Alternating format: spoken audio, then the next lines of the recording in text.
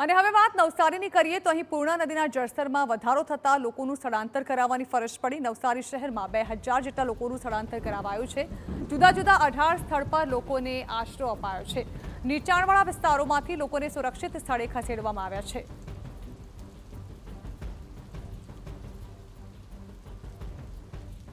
સવારથી વરસી રહેલો વરસાદ અને ઉપરવાસમાં વરસેલા વરસાદને પગલે પૂર્ણા નદીમાં ઘોડાપૂરની સ્થિતિ નિર્માણ થઈ શકે તેવા સંજોગોને પગલે નવસારી શહેરના 15થી વધુ વિસ્તારના લોકોને સ્થળાંતરિત કરવામાં આવી રહ્યા છે। આ દ્રશ્યો દેખાઈ રહ્યા છે એ ટાટા સ્કૂલમાં લોકોને ખસેડવામાં આવી રહ્યા છે। તદુપરાંત અલગ અલગ જે કંઈક વિસ્તારો છે એ વિસ્તારોમાંથી લોકોને ખસેડીને લઈ જવામાં આવી રહ્યા છે અને સુરક્ષિત સ્થળે મૂકવા માટેની જે કંઈક યોજનાઓ બનાવવામાં આવી રહી છે।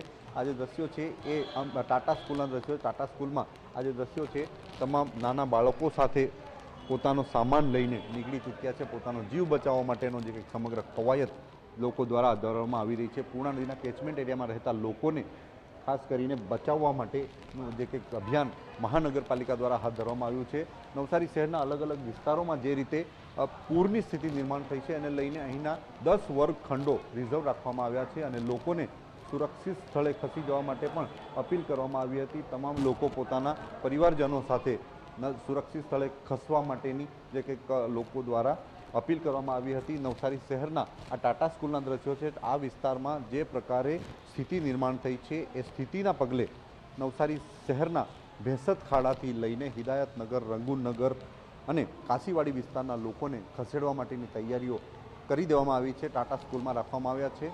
આ વિસ્તારમાંથી ખસેડીને સુરક્ષિત સ્થળે લઈ જવા માટેની તૈયારી કરવામાં આવી છે। આ વિસ્તારમાંથી કુલ 500થી વધુ લોકોને સ્થળાંતરિત કરવા માટેનું આયોજન કરવામાં આવી રહ્યું છે। આ જે દ્રશ્યો દેખાઈ રહ્યા છે એ લોકોને સુરક્ષિત સ્થળે ખસેડવા માટેનું આયોજન કરવામાં આવ્યું છે। લોકોને અલગ અલગ જે કંઈક સુરક્ષિત સ્થળે ખસવા માટે ગત રોજથી અપીલ કરવામાં આવી હતી અને હવે ફરીથી જે આ વિસ્તારોમાંથી ખસેડીને સુરક્ષિત સ્થળે જવા માટેની પણ અપીલ કરવામાં આવી છે।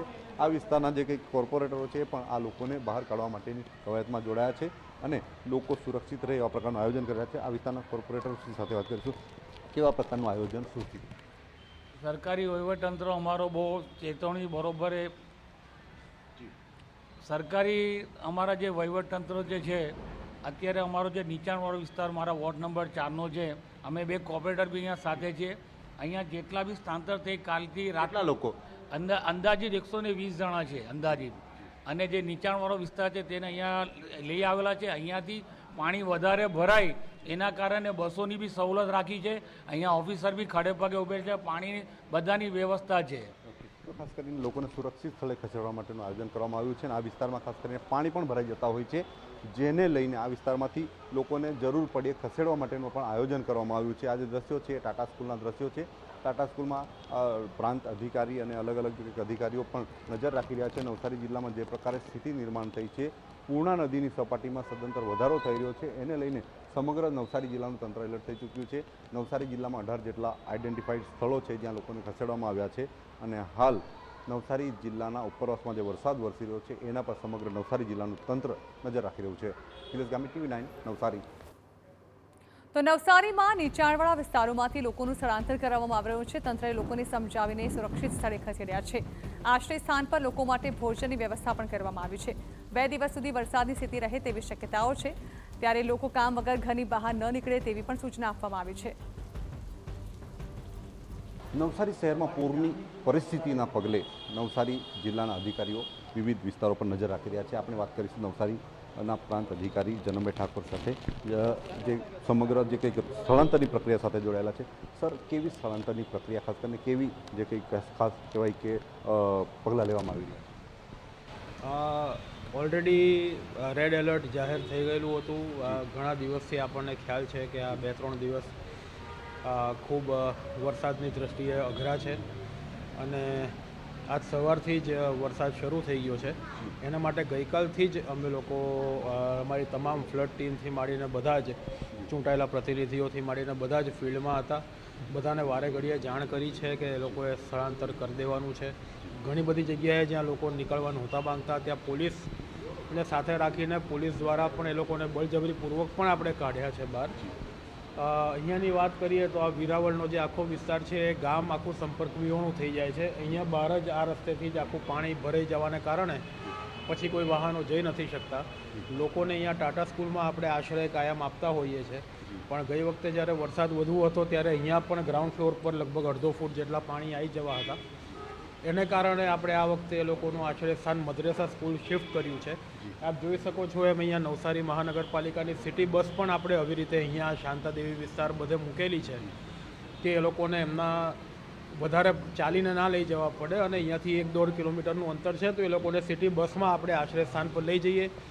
આશ્રય સ્થાન પર પણ આપણે કદાચ એમને 1 થી 2 દિવસ કે 3 દિવસ રાખવાના થાય તો એમને માટે ખાવાનું અને પીવાનું પાણી અમે લોકો તંત્ર દ્વારા સહેલાઈથી પહોંચાડી શકીએ. લોકોને શું અપીલ કરશો, ખાસ કરીને નીચાણવાળા વિસ્તારોને? લોકોને ખાસ અપીલ છે કે આજે અને કાલનો દિવસ 2 દિવસ ખૂબ વધારે ભારે વરસાદ અને ભારે પવનની આગાહી છે, તો જરૂર ના હોય તો ઘરની બહાર ન નીકળો.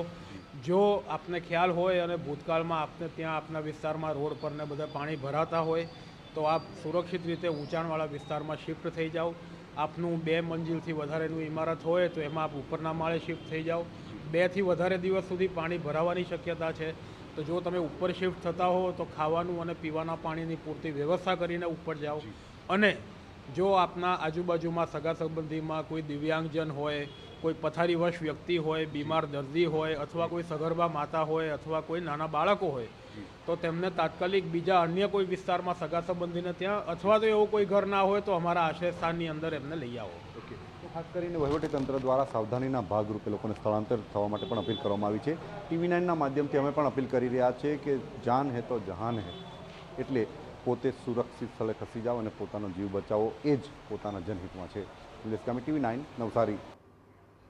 તો લોકોના સ્થળાંતર માટે વહીવટીતંત્ર સાથે પોલીસની ટીમ પણ કાર્યરત છે. ઘણા વિસ્તારોમાં લોકો સ્થળાંતર કરવાની ના પાડતા હોય ત્યારે પોલીસે આવીને લોકોને સમજાવીને આશ્રય સ્થાન પર મોકલ્યા.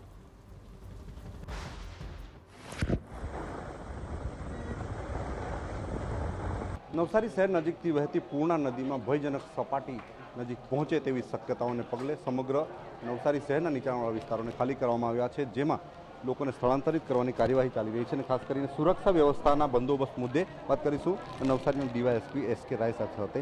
સર, કેવી સુરક્ષા વ્યવસ્થાની તૈયારી, ખાસ કરીને પૂરની સ્થિતિ? જે સરકાર તરફથી અને જિલ્લાના વહીવટીતંત્ર તરફથી અને પોલીસ વિભાગ તરફથી જે પ્રમાણે આગાહી છે એ પ્રમાણે પૂરી વ્યવસ્થા કરવામાં આવી ગયેલી છે. અને જે લોકો નીચાણવાળા વિસ્તારમાં હતા જ્યાં પાણી ભરાવાની છે તેમને અગાઉથી જ રેસ્ક્યુ કરીને જે આશ્રય સ્થળો નક્કી કરવામાં આવેલા છે ત્યાં લાવીને રાખી લેવામાં આવેલા છે. એમના માટે ભોજનની, પીવાના પાણીની અને મેડિકલની સુવિધા પણ દરેક જગ્યાએ પૂરતા પ્રમાણમાં આપવામાં આવેલ છે. બીજી વાત કરીએ તો સુરક્ષા માટે ખાસ કરીને પોલીસ જવાનોથી માંડીને હોમગાર્ડથી માંડીને અલગ અલગ વ્યવસ્થા એ કેવી રહેશે? ખાસ કરીને પાણી ભરાઈ જતા એવા વિસ્તારમાં લોકો ન જાય અને જે કંઈક જીવ ન જોખમાય એના માટે વહીવટીતંત્ર દ્વારા અને પોલીસ તંત્ર દ્વારા એક સંયુક્ત ટીમો બનાવવામાં આવેલ છે. જે નીચાણવાળા વિસ્તારમાં છે ત્યાં વહીવટીતંત્ર અને પોલીસ બંને સાથે મળીને એ લોકોને રેસ્ક્યુની કામગીરી કરે છે. અમુક જગ્યાએ એવું થાય છે જલ્દી નીકળતા નથી લોકો, તો પોલીસે થોડું દબાણ કરીને પણ એમને કાઢવાના પ્રયત્ન કરેલ છે, કારણ કે પોલીસ કાઢી શકે એટલે પોલીસનો પણ ઉપયોગ એમાં કરવામાં આવે છે. અને પોલીસ પણ એમને સારી રીતે બહાર નીકળી જાય અને કોઈ જાનહાનિ ને કોઈ અનિચ્છનીય બનાવ ના બને એ માટે એકદમ તત્પર છે. બીજી એક વાત કરીએ તો લોકોને આજના દિવસે શું અપીલ કરશો? કારણ કે ગંભીર પૂરની સ્થિતિ જે કંઈક એ કરવામાં આવી છે, નક્કી કરવામાં આવી છે, આકલન કરવામાં આવી રહ્યું છે. સરકારશ્રી તરફથી અને જિલ્લાના વહીવટીતંત્ર તરફથી તમામને અપીલ પણ કરવામાં આવેલી છે કે આપ જે વગર કામે બહાર ના નીકળશો. પછી જે સાંજના સમયે વાવાઝોડા સાથે પવનની પણ આગાહી છે, તો અમે બધાને એમ જ કે આપ સુરક્ષિત ઘરમાં રહો, વગર કામે ઇમરજન્સી ના હોય તો આપ બહાર ના નીકળશો. અને આપ વહીવટીતંત્ર અને પોલીસ વિભાગ આપને જે પણ આપને અપીલ કરે એનું સંપૂર્ણ પાલન કરો, જેથી કોઈ જાનહાનિ આ કોઈનું ઢોર ઢાકર છે એનું નુકસાન ના થાય. ખાસ કરીને નવસારી જિલ્લામાં જે કંઈક બીજા રાઉન્ડમાં જે કંઈક પૂરનું નિર્માણ થયું હતું એમાં 22થી વધુ લોકો મોતને ભેટ્યા હતા. અને આ જે કંઈક બેદરકારીના કારણે પણ કેટલાક કિસ્સાઓ બન્યા હતા, જેને લઈને વહીવટીતંત્ર દ્વારા લોકોને અપીલ કરવામાં આવી રહી છે કે પોતાના ઘરમાં રહો, સુરક્ષિત રહો અને કામ વગર બહાર ન નીકળો. નિલેશ કામી, TV9 નવસારી.